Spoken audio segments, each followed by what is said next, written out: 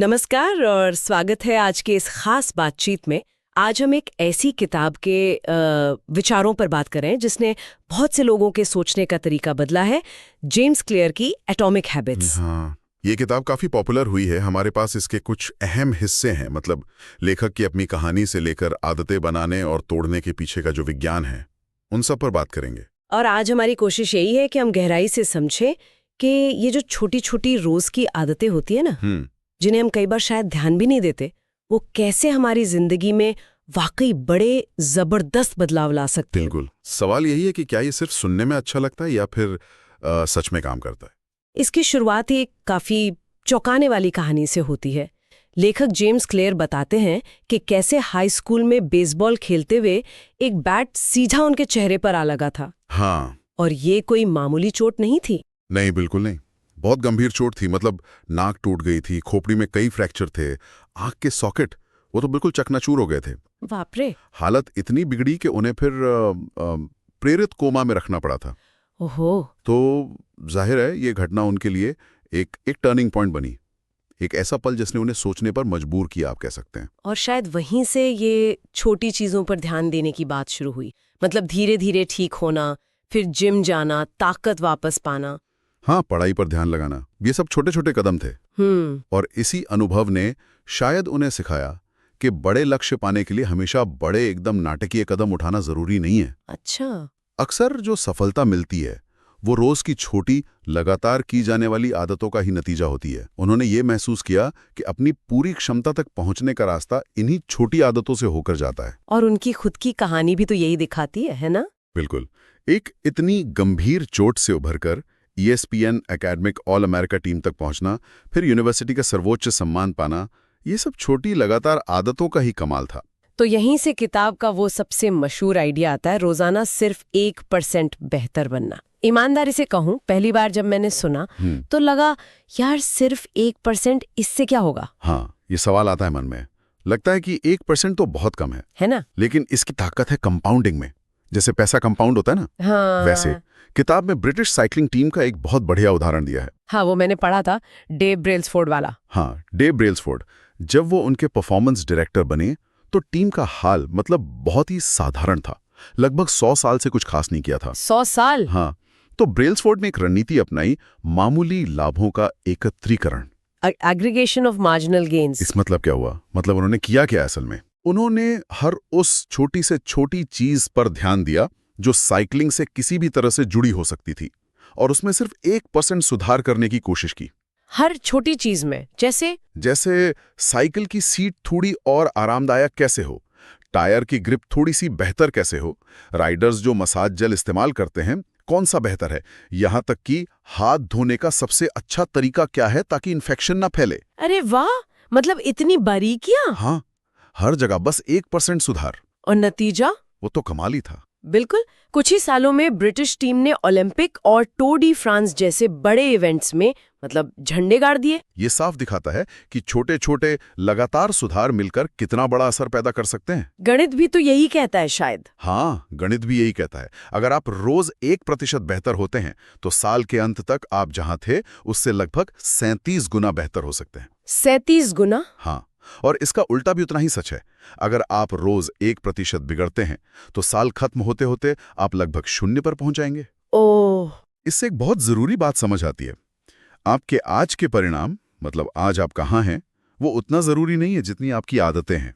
अच्छा, कैसे? क्योंकि आपकी आदतें ये तय कर रही हैं कि आप किस रास्ते पर जा रहे हैं।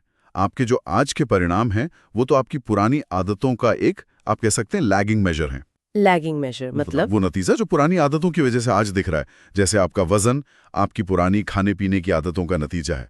बैंक बैलेंस पुरानी पैसों की आदतों का परिणाम। परिणाम बाद में आते हैं, आदतें पहले बनती हैं। ये बात तो है। लेकिन यहाँ एक मुश्किल आती है। हम कोई नई अच्छी आदत शुरू करते हैं, मान लीजिए रोज सुबह जल्दी उठना या कुछ नया सीखना। हाँ। हम मेहनत भी करते हैं पर कई दिनों हफ्तों तक कोई खास फर्क नहीं दिखता, और वहीं पर फिर हिम्मत टूटने लगती है। बिल्कुल, और ये बहुत आम अनुभव है। इसी को किताब कहती है प्रकट क्षमता का पठार, प्लेटो ऑफ लेटेंट पोटेंशियल। प्रकट क्षमता का पठार? हाँ, इसकी तुलना एक बर्फ के टुकड़े से की गई है। सोचिए, एक कमरा है, तापमान -5 डिग्री है। आप उसे गर्म करना शुरू करते हैं, -4, -3, -2, -1, 0 डिग्री। बर्फ वैसी की वैसी है? हाँ, बर्फ अभी भी ठोस है। फिर तापमान 1 डिग्री होता है और अचानक बर्फ पिघलने लगती है। सारा बदलाव उस 1 डिग्री पर नजर आता है। पर क्या इसका मतलब यह है कि पहले जो गर्मी दी वो बेकार गई? नहीं, बिल्कुल नहीं। वो ऊर्जा जमा हो रही थी, बस उसका असर दिख नहीं रहा था। तो आदतों के साथ भी ठीक ऐसा ही होता है। हम मेहनत करते रहते हैं पर नतीजा नहीं दिखता और हमें लगता है कुछ हो नहीं रहा। एग्जैक्टली। इसी को शायद किताब में निराशा की घाटी, वैली ऑफ डिसअपॉइंटमेंट भी कहा गया है। निराशा की घाटी सही नाम है। हाँ, क्योंकि इसी दौर में ज्यादातर लोग कोशिश छोड़ देते हैं। उन्हें लगता है मेरी मेहनत बेकार जा रही है। वो ये नहीं समझ पाते कि उनका काम व्यर्थ नहीं जा रहा, वो जमा हो रहा है, उसे एक ब्रेक थ्रू पॉइंट का इंतजार कर रहा है। और जब वो पॉइंट आता है तब सब कहते हैं, अरे वाह, रातों रात सफल हो गया। बिल्कुल, जबकि उस पठार से पहले की सारी मेहनत किसी को नहीं दिखती। ये बहुत बहुत दिलचस्प नजरिया है। अच्छा, किताब में एक और बात है जो मुझे थोड़ी अलग लगी थी कि हमें लक्ष्यों को भूलकर सिस्टम पर ध्यान देना चाहिए। ये थोड़ा अजीब नहीं है? लक्ष्य नहीं होंगे तो जाएंगे कहाँ? हाँ, ये सुनने में जरूर थोड़ा अटपटा लगता है, क्योंकि हमें तो हमेशा यही सिखाया जाता है कि लक्ष्य बनाओ, लक्ष्य पर फोकस करो, है ना? लेकिन किताब का तर्क ये है कि लक्ष्य वो नतीजा है जो हम चाहते हैं, जबकि सिस्टम वो प्रक्रिया है, वो प्रोसेस है जो हमें उस नतीजे तक ले जाता है। उदाहरण? जैसे मान लीजिए एक क्रिकेट कोच है, उसका लक्ष्य क्या है? चैंपियनशिप जीतना। हाँ। पर उसका सिस्टम क्या है? उसका सिस्टम है खिलाड़ियों को चुनना, उन्हें रोज प्रैक्टिस कराना, नई रणनीति बनाना, उनकी फिटनेस पर काम करना। ये सब सिस्टम है। तो लक्ष्यों के साथ दिक्कत क्या है? लक्ष्य तो जरूरी लगते हैं। किताब 3 मुख्य दिक्कतें बताती है। अच्छा। हाँ, जैसे ओलंपिक में हर एथलीट गोल्ड जीतना चाहता है, पर जीतता तो कोई एक है। बिल्कुल। तो फर्क लक्ष्य का नहीं, उनके सिस्टम का हुआ ना। हाँ, ये बात तो है। दूसरी दिक्कत, लक्ष्य पाना बस एक पल का बदलाव है। जैसे कमरा साफ करना एक लक्ष्य है, आपने कर लिया, पर अगर साफ रखने का सिस्टम नहीं बनाया, मतलब रोज चीजें जगह पर रखने की आदत नहीं डाली, तो कमरा फिर गंदा हो जाएगा। सही बात है। और तीसरी दिक्कत? तीसरी कि लक्ष्य अक्सर हमारी खुशी को भविष्य के लिए टाल देते हैं। हम सोचते हैं जब मेरा वजन कम हो जाएगा तब मैं खुश होऊंगा, या जब मुझे प्रमोशन मिल जाएगा तब मैं खुश होऊंगा। हाँ, ये तो होता है। मतलब हम वर्तमान में खुश होने के बजाय खुशी को किसी भविष्य की शर्त से बांध देते हैं। तो फिर सिस्टम पर फोकस करने से क्या फायदा है? सिस्टम फर्स्ट सोच का मतलब है कि आप प्रक्रिया पर ध्यान देते हैं, प्रोसेस पर। और जब आप प्रक्रिया से प्यार करने लगते हैं, उसका आनंद लेने लगते हैं, हाँ, तो आपको खुश होने के लिए मंजिल तक पहुंचने का इंतजार नहीं करना पड़ता। हाँ। हर बार जब आप अपना सिस्टम फॉलो करते हैं, मान लीजिए रोज सुबह उठकर लिखने बैठना, चाहे आप एक ही पैरा लिखें, आपको उसी वक्त एक संतुष्टि मिलती है कि आपने अपना काम किया। असल में हमें परिणामों को सीधे बदलने की कोशिश नहीं करनी चाहिए। हमें उन सिस्टम्स को बदलना चाहिए जो उन परिणामों को पैदा करते हैं। इनपुट ठीक करो, आउटपुट अपने आप ठीक हो जाएगा। बिल्कुल, यही बात है। तो अगर लक्ष्य पे कम और सिस्टम पे ज्यादा ध्यान देना है, तो ये हमें बदलाव की किस परत पर ले जाता है? किताब में बदलाव के 3 स्तर बताए गए थे शायद। हाँ बिल्कुल, 3 स्तर हैं। पहला स्तर है परिणाम बदलना, आउटकम चेंज, जैसे वजन कम करना, कोई किताब लिखना वगैरह। ठीक है। दूसरा स्तर है प्रक्रिया बदलना, प्रोसेस चेंज, मतलब अपनी आदतें बदलना, नई रूटीन बनाना, जिम जाना शुरू करना, घर को व्यवस्थित करना। और तीसरा जो सबसे गहरा स्तर है वो है पहचान बदलना, आइडेंटिटी चेंज। पहचान बदलना, इसका क्या मतलब हुआ? ये थोड़ा गहरा लग रहा है। हाँ, ये सबसे अहम है। इसका मतलब है अपने बारे में आपकी जो धारणा है, आपका जो बिलीफ सिस्टम है, उसे बदलना। सवाल ये नहीं है कि आप क्या हासिल करना चाहते हैं, वो परिणाम है, या आप क्या करना चाहते हैं, वो प्रक्रिया है। बल्कि सवाल ये है कि आप कौन बनना चाहते हैं। कौन बनना चाहते हैं? हाँ, आपकी आदतें धीरे धीरे आपकी पहचान को आकार देती हैं। आप जो भी काम करते हैं, हर बार वो एक तरह का वोट होता है उस तरह के इंसान के लिए जो आप बनना चाहते हैं। इसे एक उदाहरण से समझाएंगे? जरूर। मान लीजिए कोई सिगरेट छोड़ना चाहता है। लक्ष्य क्या है? सिगरेट छोड़ना। ये परिणाम है। ठीक। तरीका क्या हो सकता है? निकोटीन पैच इस्तेमाल करना या कोई और थेरेपी लेना। ये प्रक्रिया है। लेकिन सबसे शक्तिशाली बदलाव तब आता है जब उस इंसान की पहचान बदल जाती है, जब वो ये मानने लगता है कि मैं धूम्रपान न करने वाला व्यक्ति हूँ। I am a non smoker. अच्छा। अब जब कोई इसे सिगरेट ऑफर करता है तो वो ये सोचकर मना नहीं करता कि मैं कुछ त्याग कर रहा हूं या खुद को रोक रहा हूं। वो इसलिए मना करता है क्योंकि मैं सिगरेट नहीं पीता ये मेरी पहचान नहीं है। वाह, ये तो सोचने का पूरा नजरिया ही बदल गया। बिल्कुल, सच्चा व्यवहार परिवर्तन पहचान परिवर्तन है। यही किताब का सार है एक तरह से। मतलब जब हम अपनी पहचान को अपनी आदतों से जोड़ लेते हैं, जैसे अगर मैं खुद को एक फिट इंसान मानने लगूं, हाँ, तो मैं वो काम शायद अपने आप करने लगूंगी जो फिट लोग करते हैं। जैसे एक्सरसाइज करना, सही खाना। एग्जैक्टली, क्योंकि अब वो काम आपकी पहचान से मेल खाते हैं, आपको बाहरी मोटिवेशन की जरूरत कम पड़ती है। आदतें इसीलिए इतनी मायने रखती हैं क्योंकि वो आपको अपने बारे में आपके विश्वास को बदलने का सबूत देती हैं। हर बार जब आप जिम जाते हैं, आप अपनी फिट इंसान वाली पहचान को मजबूत करते हैं। ये तो बहुत पावरफुल आइडिया है। ठीक है, तो हमने समझा कि छोटी आदतें क्यों जरूरी हैं, सिस्टम क्यों अहम है और पहचान बदलना सबसे गहरा बदलाव क्यों है। पर ये आदतें असल में काम कैसे करती हैं? मतलब इनका कोई मैकेनिज्म होगा ना? हाँ, बिल्कुल। किताब इसके लिए एक बहुत ही सरल लेकिन शक्तिशाली मॉडल बताती है। इसे कहते हैं हैबिट लूप। Habit loop. इसमें 4 चरण होते हैं। 4 चरण कौन कौन से? पहला है क्यू यानी संकेत, दूसरा है क्रेविंग यानी इच्छा या तलब, तीसरा है रिस्पॉन्स यानी प्रतिक्रिया या असल आदत, और चौथा है रिवॉर्ड यानी इनाम। Q, craving, response, reward. ठीक है, ये काम कैसे करते हैं एक साथ? देखिए, सबसे पहले आता है क्यू या संकेत। ये वो ट्रिगर है जो आपके दिमाग को बताता है कि भाई अब ये वाला व्यवहार शुरू करो। ये कुछ भी हो सकता है। कुछ भी। आपके फोन की बत्ती जलना, सुबह का अलार्म बजना, किसी खास जगह पर होना, कोई खास समय होना, उदासी महसूस करना या किसी दोस्त को देखना, ये सब क्यों हो सकते हैं? ये संकेत हमें बताता है कि आगे इनाम मिलने वाला है। अच्छा, फिर दूसरा चरण क्रेविंग। हाँ, क्रेविंग यानी इच्छा। ये आदत के पीछे की असली मोटिवेशन है, असली ताकत। लेकिन दिलचस्प बात यह है कि हम असल में क्यू या संकेत की इच्छा नहीं रखते। तो फिर हम उस अवस्था या भावना के बदलाव की इच्छा रखते हैं जो उस संकेत से जुड़ी हुई है। आप सुबह उठकर कॉफी की तलब महसूस करते हैं तो आपको कॉफी की नहीं बल्कि उससे मिलने वाली ताजगी और अलर्टनेस की इच्छा होती है। सही बात है। सिगरेट पीने वाले को सिगरेट की नहीं, उससे मिलने वाली कथित राहत की तलब होती है। बिल्कुल। तीसरा चरण है रिस्पॉन्स। ये वो असल आदत है जो आप करते हैं। ये कोई विचार भी हो सकता है या कोई काम भी, जैसे फोन उठाना, कॉफी बनाना, सिगरेट जलाना। और ये किस बात पे निर्भर करता है कि हम रिस्पॉन्स देंगे या नहीं? ये 2 चीजों पर निर्भर करता है। एक तो आपकी क्रेविंग कितनी मजबूत है और दूसरा उस काम को करने में कितनी आसानी या मुश्किल है, मतलब कितना फ्रिक्शन है। फ्रिक्शन यानी रुकावट। ठीक है। और चौथा चरण रिवॉर्ड। रिवॉर्ड यानी इनाम। ये आदत का अंतिम लक्ष्य है। ये आपकी क्रेविंग को शांत करता है, आपकी इच्छा को पूरा करता है और सबसे जरूरी बात, ये आपके दिमाग को सिखाता है कि ये जो पूरा चक्कर था ना, क्यू, क्रेविंग, रिस्पॉन्स, ये याद रखने लायक है। क्यों? क्योंकि इससे फायदा हुआ, मजा आया, संतुष्टि मिली। और यही रिवॉर्ड हमें वो आदत दोबारा करने के लिए प्रेरित करता है। हाँ, तो ये क्यों, क्रेविंग, रिस्पॉन्स, रिवॉर्ड का लूप लगातार हमारे दिमाग में चलता रहता है और धीरे धीरे आदतें अपने आप होने लगती हैं, बिना सोचे समझे, ऑटोमेटिक। इस लूप में पहले 2 चरण क्यू और क्रेविंग एक तरह से समस्या बताते हैं और अगले 2 रिस्पॉन्स और रिवॉर्ड समाधान देते हैं। बिल्कुल सही कहा। अब सवाल ये उठता है कि हम इस लूप को अपनी मर्जी से कैसे बदलें, अच्छी आदतें कैसे डालें और बुरी कैसे छोड़ें। हाँ, यही सबसे बड़ा सवाल है। यहीं पर किताब हमें देती है व्यवहार परिवर्तन के 4 नियम, 4 लॉज ऑफ बिहेवियर चेंज। हर नियम हैबिट लूप के एक चरण से जुड़ा है और हमें प्रैक्टिकल तरीके बताता है। अच्छा, 4 नियम। पहला नियम क्या है? पहला नियम जुड़ा है क्यू यानी संकेत से, और वो है इसे स्पष्ट बनाएं, मेक इट ऑब्वियस। स्पष्ट बनाएं मतलब हमें अपनी आदतों के संकेतों के बारे में पता होना चाहिए। हाँ बिल्कुल, क्योंकि बहुत सी आदतें तो हमें पता ही नहीं चलता कब शुरू हो जाती हैं, वो अचेतन होती हैं।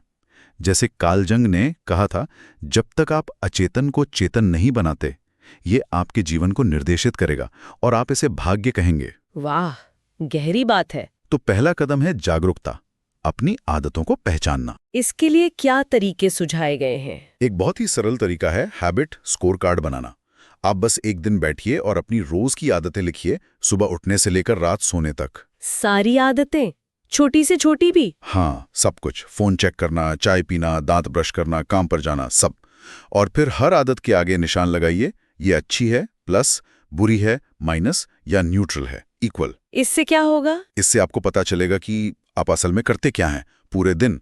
कई बार हम हैरान रह जाते हैं देखकर कि कितनी सारी आदतें अनजाने में चलती रहती हैं। ये तो सही है। और कोई तरीका? जापानी रेलवे का पॉइंटिंग एंड कॉलिंग सिस्टम एक अच्छा उदाहरण है।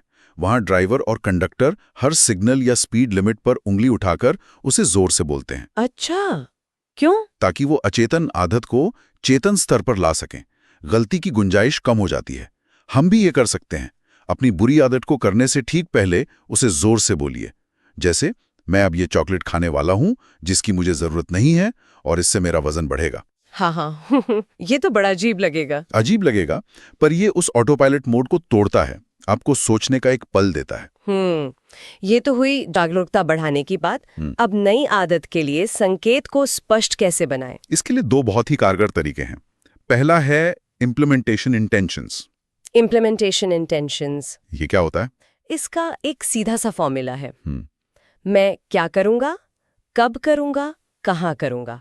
आपको बहुत स्पष्ट होना है। जैसे सिर्फ ये सोचने के बजाय कि मैं रोज एक्सरसाइज करूंगा, आप तय करें मैं रोज शाम 6 बजे अपने लिविंग रूम में 20 मिनट योगा करूंगा, या मैं रोज सुबह 7 बजे किचन में 1 गिलास पानी पीऊंगा। अच्छा, मतलब बिल्कुल पक्का प्लान बना लेना। इससे क्या होता है? इससे अस्पष्टता खत्म हो जाती है। आपके दिमाग को पता होता है कि ठीक कब और कहाँ क्या करना है। बहाने बनाने की गुंजाइश कम हो जाती है। ठीक है। और दूसरा तरीका? दूसरा है हैबिट स्टैकिंग। हैबिट स्टैकिंग, आदतों को एक के ऊपर एक रखना। आदत करूंगा। आप अपनी नई आदत को किसी ऐसी आदत के साथ जोड़ देते हैं जो आप पहले से ही रोज करते हैं। अच्छा, जैसे सुबह कॉफी बनाने के बाद मैं 1 मिनट मेडिटेशन करूंगा, या रात को डिनर के बाद मैं 10 मिनट किताब पढ़ूंगा, या दांत ब्रश करने के बाद मैं फ्लॉस करूंगा। तो मतलब आपकी पुरानी आदत नई आदत के लिए क्यों या संकेत बन जाती है। एग्जैक्टली। आप अपनी मौजूदा रूटीन का फायदा उठाते हैं नई आदत को उसमें फिट करने के लिए। ये तो बहुत स्मार्ट तरीका है। ये कुछ वैसा ही है जैसा कहते हैं ना, डिडेरो प्रभाव। एक नई चीज खरीदो तो फिर उससे मिलती जुलती और चीजें खरीदने का मन करता है। हाँ, कुछ वैसा ही है। ये उसी पैटर्न का सकारात्मक इस्तेमाल है। एक आदत दूसरी को खींचती है। इसके अलावा क्या हमारा माहौल भी संकेतों को स्पष्ट बनाने में मदद करता है? माहौल तो बहुत ही ज्यादा महत्वपूर्ण है। पर्यावरण का डिजाइन, एनवायरनमेंट डिजाइन शायद सबसे शक्तिशाली तरीकों में से एक है। कैसे? सीधी सी बात है, अच्छी आदतों के संकेतों को अपने सामने रखिए, उन्हें दृश्यमान बनाइए, और बुरी आदतों के संकेतों को छुपा दीजिए, उन्हें अदृश्य बना दीजिए। उदाहरण? अगर आप रोज रात को सोने से पहले किताब पढ़ना चाहते हैं तो किताब को अपने तकिए पर रखकर सोइए। अगर आप सुबह उठकर पानी पीना चाहते हैं तो रात को ही पानी की बोतल भरकर बिस्तर के पास रख लीजिए। अगर गिटार बजाना सीखना चाहते हैं तो गिटार को अलमारी में बंद रखने के बजाय लिविंग रूम में स्टैंड पर रखिए। और बुरी आदतों के लिए? अगर टीवी कम देखना है तो रिमोट को किसी ड्रॉअर में रख दीजिए, या शायद हर बार देखने के बाद टीवी का प्लग निकाल दीजिए। अगर फोन पर कम समय बिताना है तो उसे दूसरे कमरे में चार्ज कीजिए। मतलब रुकावट पैदा करना। थोड़ी सी रुकावट, क्योंकि हमारा व्यवहार अक्सर सबसे आसान, सबसे स्पष्ट विकल्प चुनता है, ना कि वो जो हम दिल से चाहते हैं। और ये भी कहा गया है कि सिर्फ एक चीज नहीं, पूरा संदर्भ ही क्यों बन जाता है। बिल्कुल। आदतें अक्सर किसी एक ट्रिगर से नहीं बल्कि पूरे माहौल, पूरी सिचुएशन से जुड़ जाती हैं। इसीलिए शायद नई जगह पर, जैसे छुट्टी पर या नए शहर में, नई आदत बनाना या पुरानी छोड़ना ज्यादा आसान लगता है। हाँ, क्योंकि पुराने संकेत वहां होते ही नहीं। एग्जैक्टली। इसीलिए एक सलाह दी जाती है, एक स्थान एक उपयोग। कोशिश करें कि हर जगह का एक खास मकसद हो। आपका बिस्तर सिर्फ सोने के लिए, आपकी डाइनिंग टेबल सिर्फ खाने के लिए, आपकी वर्क डेस्क सिर्फ काम के लिए। इससे दिमाग को गड़बड़ नहीं होती, स्पष्ट संकेत मिलते हैं। हाँ, तो ये था पहला नियम, इसे स्पष्ट बनाएं। ठीक है, अब आते हैं दूसरे नियम पर, जो हैबिट लूप के दूसरे चरण, क्रेविंग या इच्छा से जुड़ा है। इसे आकर्षक बनाएं, मेक इट अट्रैक्टिव। हाँ, क्योंकि कोई आदत तभी टिकेगी जब उसे करने की इच्छा होगी, जब वो हमें अच्छी लगेगी, आकर्षक लगेगी।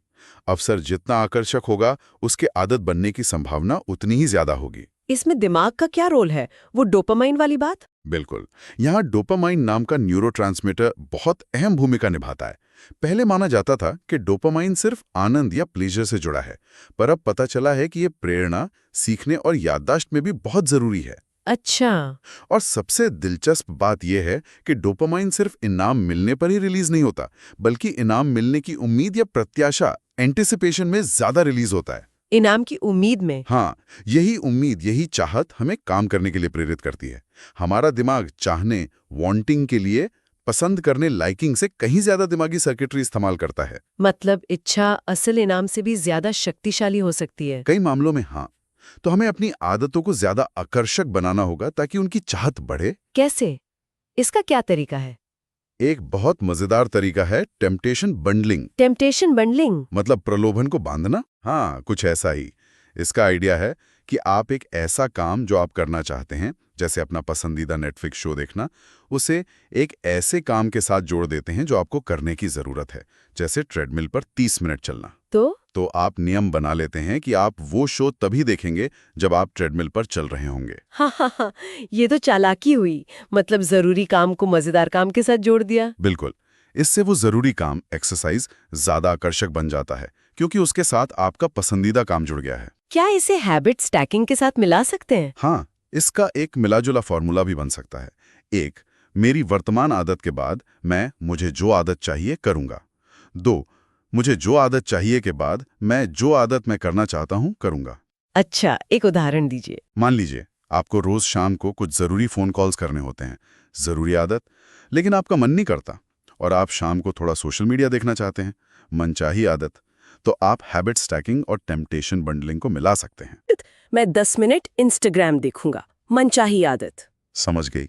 मतलब जरूरी काम करने का इनाम तुरंत मिल गया। हाँ। ये तो बढ़िया है। हाँ। इसके अलावा क्या हमारे आसपास के लोग भी आदतों को आकर्षित बनाने में मदद करते हैं? ओह, बहुत ज्यादा। सामाजिक मानदंड, सोशल नॉर्म्स का हमारे व्यवहार पर गहरा असर पड़ता है। हम इंसान स्वाभाविक रूप से दूसरों की नकल करते हैं। किन लोगों की नकल करते हैं हम ज्यादातर? किताब बताती है 3 समूहों की। पहला, करीबी लोग जैसे परिवार, दोस्त। दूसरा, अनेक लोग यानी भीड़, हमारा समाज, हमारी संस्कृति। और तीसरा, शक्तिशाली लोग यानी वो लोग जिनका रुतबा ऊंचा हो, जिनकी हम इज्जत करते हो। तो इसका फायदा कैसे उठाएं? सबसे अच्छा तरीका है ऐसी संस्कृति या ऐसे समूह का हिस्सा बने जहां आपका मनचाहा व्यवहार सामान्य माना जाता हो। मतलब अगर आप ज्यादा किताबें पढ़ना चाहते हैं तो किसी बुक क्लब में शामिल हो जाइए। अगर आप फिट रहना चाहते हैं तो ऐसे दोस्त बनाइए जो फिटनेस को लेकर गंभीर हों।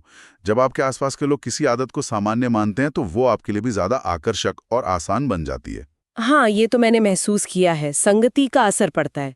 दोस्तों के साथ बुरी आदतें भी जल्दी लगती हैं और अच्छी भी लग सकती हैं। बिल्कुल। और बुरी आदतों को अनाकर्षक कैसे बनाया जाए? हाँ, ये भी जरूरी है। उसका तरीका है कि आप उनके बारे में अपनी सोच बदलें, उनके फायदों को रीफ्रेम करें, उनके नकारात्मक पहलुओं पर फोकस करें। जैसे एलन कार की जो स्मोकिंग छोड़ने वाली मशहूर किताब है, वो यही करती है। वो स्मोकिंग से जुड़े हर बहाने, हर कथित फायदे, इससे स्ट्रेस कम होता है, ये मुझे कंसंट्रेट करने में मदद करती है, को एक-एक करके तोड़ती है और दिखाती है कि स्मोकिंग असल में कितनी बेवकूफ़ी भरी और नुकसानदेह चीज़ है। वो उसे अनाकर्षक बना देती है। अच्छा, मतलब बुरी आदत से जुड़े एहसास को ही बदल देना। हाँ, समझ गई। अब आते हैं तीसरे नियम पर। ये रिस्पॉन्स, प्रतिक्रिया से जुड़ा है। इसे आसान बनाएं। Make it easy. हाँ। ये नियम इस बात पर आधारित है कि हम इंसान स्वाभाविक रूप से आलसी होते हैं।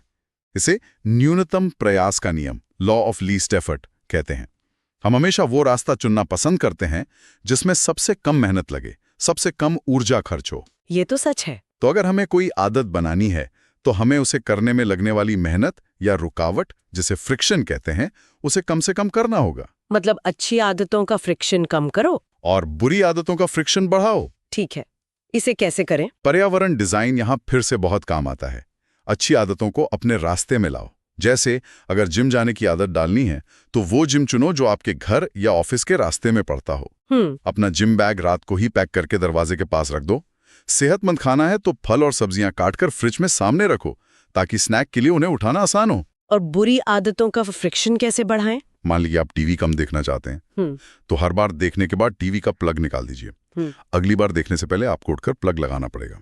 ये एक छोटा सा फ्रिक्शन है पर कई बार हमें रोक देता है। या फोन में सोशल मीडिया एप्स को होम स्क्रीन से हटा के किसी फोल्डर के अंदर डाल दीजिए। उन्हें खोलने में 1-2 स्टेप्स ज्यादा लगेंगे। अच्छा, ये छोटी छोटी रुकावटें भी असर डालती हैं। ये सब आदत बनाने वाले उत्पाद हैं। हाँ आजकल बहुत सारे प्रोडक्ट्स भी तो यही करते हैं ना, जीवन से फ्रिक्शन हटाते हैं। बिल्कुल। फूड डिलीवरी एप्स ने खाना बनाने का फ्रिक्शन हटा दिया, राइड शेयरिंग एप्स ने टैक्सी ढूंढने का फ्रिक्शन हटा दिया, ऑनलाइन शॉपिंग ने बाजार जाने का फ्रिक्शन हटा दिया। ये सब आदत बनाने वाले उत्पाद हैं। किताब में एक 2 मिनट रूल का भी जिक्र है, वो क्या चीज है? हाँ, ये एक बहुत ही शक्तिशाली तकनीक है। नियम बहुत सरल है। जब आप कोई नई आदत शुरू करते हैं तो उसे करने में 2 मिनट से कम समय लगना चाहिए। सिर्फ 2 मिनट? हाँ, लगभग किसी भी बड़ी आदत को आप उसके 2 मिनट के संस्करण में तोड़ सकते हैं। कैसे? जैसे रोज 1 घंटा पढ़ना बन जाता है 1 पेज पढ़ना, इसमें 2 मिनट से कम लगेंगे। रोज सुबह दौड़ना बन जाता है अपने दौड़ने वाले जूते पहनना, इसमें भी 2 मिनट से कम लगेंगे। रोज योगा करना बन जाता है अपना योगा मैट बिछाना। लेकिन सिर्फ जूते पहनने से या मैट बिछाने से क्या होगा? यह सिर्फ शुरुआत करने की रणनीति है। इसे गेटवे हैबिट कहते हैं। लक्ष्य पूरी आदत को तुरंत परफेक्ट तरीके से करना नहीं है, लक्ष्य है उसे शुरू करने की आदत डालना। अच्छा, क्योंकि अक्सर सबसे मुश्किल काम शुरू करना ही होता है। बिल्कुल। एक बार आपने जूते पहन लिए तो बहुत संभावना है कि आप दौड़ने चले ही जाएं। एक बार आपने मैट बिछा लिया तो शायद आप 2-4 आसन कर ही लें। ये पहली क्रिया को इतना आसान बना देता है कि आप उसे ना नहीं कह पाते, और एक बार शुरू हो गए तो आगे बढ़ना आसान हो जाता है। ये तो बहुत प्रैक्टिकल तरीका है। ये किसी भी बड़ी आदत की शुरुआत में एक गेटवे बनाने जैसा है। हाँ, आप शायद पूरी प्रक्रिया को ऑटोमेटिक ना बना सकें, लेकिन आप पहली क्रिया को ऑटोमेटिक बना सकते हैं। इसे शुरू करना आसान बनाइए, बाकी चीजें अपने आप होने लगेंगी। और बुरी आदतों को मुश्किल बनाने के लिए एक और चीज का जिक्र था, कमिटमेंट डिवाइस। हाँ, प्रतिबद्धता उपकरण, कमिटमेंट डिवाइसेस, ये बड़े दिलचस्प होते हैं।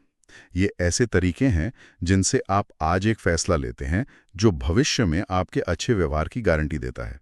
मतलब आप भविष्य में जब कमजोर पड़ सकते हैं या आलस कर सकते हैं, उसके लिए पहले से ही कोई बाधा खड़ी कर देते हैं। जैसे वो लेखक विक्टर ह्यूगो वाला किस्सा। हाँ, उन्हें किताब की डेडलाइन पूरी करनी थी, पर उनका मन बहुत भटकता था, तो उन्होंने अपने नौकर को आदेश दिया कि उनके सारे कपड़े कहीं बंद कर दें, सिवाय एक शॉल के।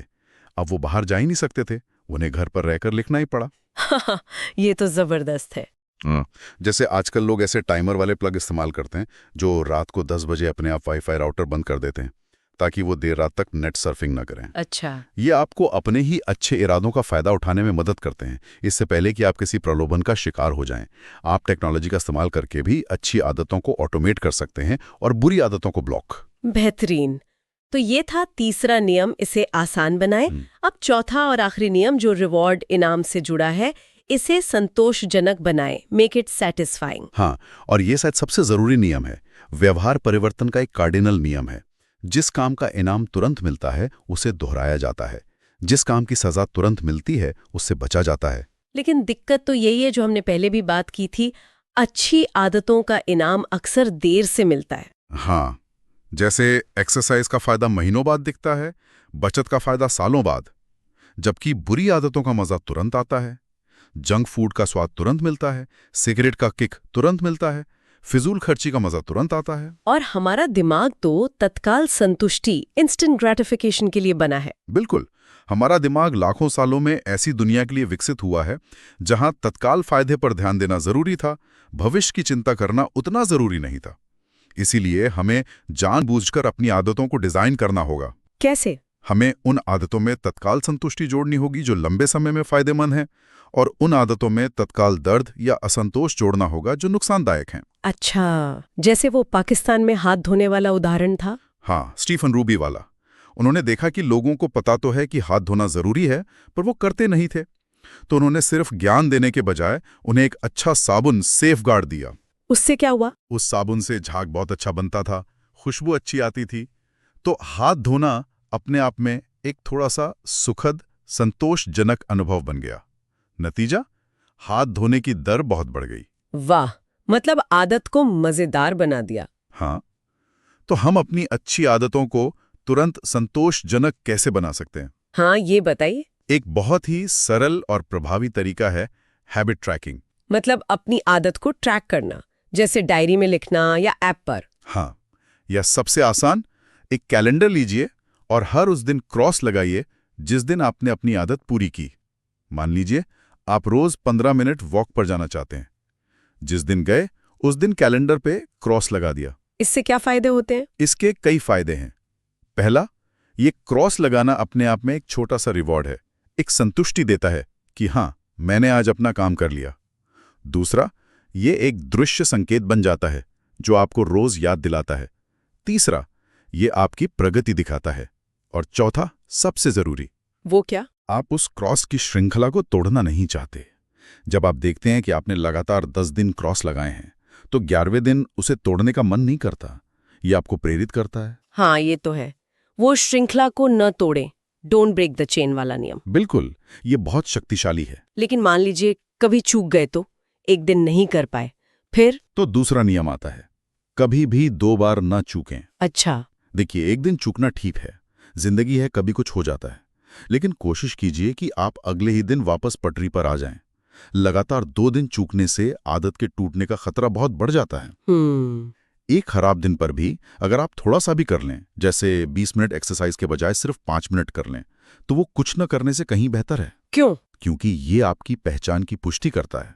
आप अभी भी वो इंसान हैं जो एक्सरसाइज करता है, भले ही आज कम किया हो। आपने श्रृंखला पूरी तरह नहीं तोड़ी। ये बहुत जरूरी बात है, थोड़ा सा करना भी महत्वपूर्ण है। बहुत ज्यादा। और बुरी आदतों को तुरंत असंतोषजनक कैसे बनाएं, उनमें तत्काल दर्द कैसे जोड़ें? इसके लिए आप 2 चीजें इस्तेमाल कर सकते हैं, एक जवाबदेही साथी, अकाउंटेबिलिटी पार्टनर, या फिर एक आदत अनुबंध, हैबिट कॉन्ट्रैक्ट।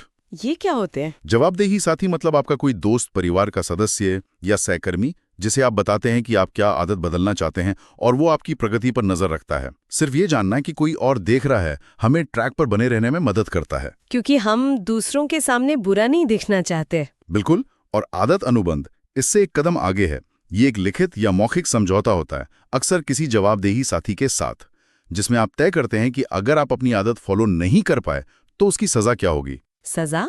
कैसी सजा? सजा कुछ ऐसी होनी चाहिए जो आपको सच में महसूस हो, जो दर्दनाक हो। जैसे हर बार जब आप सिगरेट पिएंगे आपको अपने दोस्त को 100 रुपये देने होंगे, या अगर आप सुबह नहीं उठे तो आपको पूरे हफ्ते ऑफिस में कोई मजाकिया टाई पहननी पड़ेगी। ब्रायन हैरिस वाला उदाहरण। हाँ, उन्होंने वजन कम करने का अनुबंध बनाया था अपनी पत्नी और ट्रेनर के साथ। अगर वो टारगेट पूरा नहीं करते तो उन्हें हर तिमाही अजीब कपड़े पहनकर काम पर जाना पड़ता। जाहिर है उन्होंने अपना टारगेट पूरा किया। ये तो जबरदस्त मोटिवेशन है। ये निष्क्रियता की या वादा तोड़ने की कीमत को तत्काल और दर्दनाक बना देता है। रॉजर फिशर का वो विचार भी था ना कि परमाणु हमले का कोड किसी वॉलंटियर के सीने में इम्प्लांट कर दिया जाए, जिसे राष्ट्रपति को खुद मारना पड़े बटन दबाने से पहले। हाँ, ताकि परिणामों का एहसास तुरंत हो। बिल्कुल, परिणामों को तत्काल और वास्तविक बनाना। तो ये थे व्यवहार परिवर्तन के 4 नियम। स्पष्ट बनाओ, आकर्षक बनाओ, आसान बनाओ, संतोषजनक बनाओ। इनके अलावा किताब में कुछ और चीजों का भी जिक्र है, जैसे प्रतिभा का रोल या बोरियत से कैसे निपटें। हाँ, संक्षेप में उन पर भी बात कर लेते हैं। किताब कहती है कि जीन या प्रतिभा आपकी किस्मत तय नहीं करते, लेकिन वो आपके अवसरों का दायरा जरूर निर्धारित करते हैं। मतलब ये कि उन चीजों में मेहनत करना ज्यादा फायदेमंद है जो आपकी प्राकृतिक क्षमताओं और दिलचस्पी से मेल खाती हों।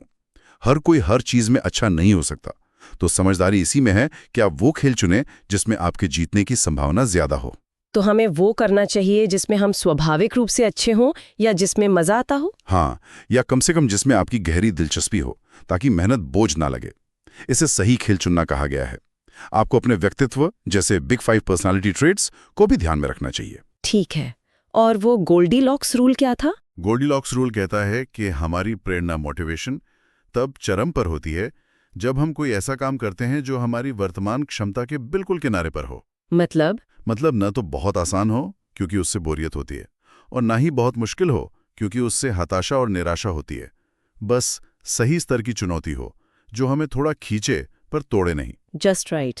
जैसे गोल्डीलॉक्स के लिए दलिया था। बिल्कुल। और बोरियत का क्या? क्योंकि कोई भी आदत कितनी भी अच्छी क्यों ना हो, कभी ना कभी तो उबाऊ लगने लगती है। ये बहुत जरूरी पॉइंट है। सफलता के लिए बोरियत से निपटना सीखना बहुत जरूरी है। शौकिया लोग तब रुक जाते हैं जब उन्हें मजा आना बंद हो जाता है, पर पेशेवर लोग बोरियत के बावजूद टिके रहते हैं। वो रोज आते हैं, रोज अभ्यास करते हैं, भले ही उनका मन न कर रहा हो। यही फर्क है। ये तो सच है। और आखिर में सिर्फ आदतों को दोहराते रहना ही काफी नहीं है। नहीं, महारत हासिल करने के लिए आदतों के साथ साथ नियमित रूप से प्रतिबिंब और समीक्षा, रिफ्लेक्शन एंड रिव्यू की भी जरूरत होती है। मतलब रुक कर सोचना। हाँ, समय समय पर रुक कर देखना कि क्या काम कर रहा है, क्या नहीं कर रहा है, कहाँ सुधार किया जा सकता है। वरना हम अनजाने में बस एक ही ढर्रे पर चलते रह सकते हैं बिना बेहतर हुए। अपनी गलतियों से सीखना और अपने सिस्टम को बेहतर बनाते रहना जरूरी है। बहुत बढ़िया। तो आज हमने एटॉमिक हैबिट्स के जरिए कितनी सारी चीजें समझी, कैसे रोज के छोटे छोटे वो 1% वाले सुधार मिलकर जिंदगी में बड़े कमाल के बदलाव ला सकते हैं। हाँ, और वो प्रकट क्षमता का पठार जो हमें शुरू में निराश करता है, पर असल में हमारी मेहनत जमा हो रही होती है। बिल्कुल। और लक्ष्यों से ज्यादा सिस्टम पर ध्यान देने की अहमियत, और सबसे गहरा बदलाव जो पहचान के स्तर पर होता है कि हम कौन बनना चाहते हैं। और फिर वो 4 नियम जो इन सब आइडियाज को प्रैक्टिकल बनाते हैं। इसे स्पष्ट बनाएं, इसे आकर्षक बनाएं, इसे आसान बनाएं और इसे संतोषजनक बनाएं। साथ ही हमने temptation bundling, 2 minute rule, habit tracking, habit stacking और अकाउंटेबिलिटी पार्टनर जैसी कई रणनीतियों पर भी बात की। हाँ, ये सब बहुत काम की टूल्स हैं। शुरुआत में हमने सवाल उठाया था कि क्या ये छोटी आदतें वाकई काम करती हैं। अब इस पूरी बातचीत के बाद मुझे तो लग रहा है कि इनका असर सिर्फ हमारे बाहरी नतीजों पर नहीं पड़ता, बल्कि इस पर भी पड़ता है कि हम खुद को किस नजरिए से देखते हैं। वो पहचान वाली बात, हर छोटी आदत, हर छोटा चुनाव एक सबूत बनता जाता है कि हम कौन हैं और कौन बन सकते हैं। बिल्कुल सही कहा। तो अब श्रोताओं के लिए सोचने की बात यह है, आपकी आज की आदतें जो आप रोज करते हैं वो आपको किस भविष्य की ओर ले जा रही हैं और आप असल में पहुंचना कहां चाहते हैं। जरा सोचिए, आपकी सबसे छोटी, सबसे मामूली लगने वाली रोज की आदत कौन सी है। क्या हो अगर आप सिर्फ उसे, बस एक आदत को अगले 30 दिन के लिए रोज सिर्फ 1% बेहतर बनाने पर ध्यान दें। सिर्फ एक छोटी सी आदत 1% बेहतर। हाँ, वो एक छोटा सा बदलाव लगातार किया गया आपको कहां तक ले जा सकता है, ये सोचने वाली बात है। बिल्कुल।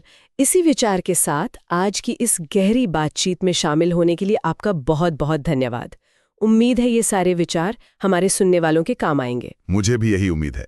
अगली बार तक सीखते रहें और प्रयोग करते रहें। नमस्कार।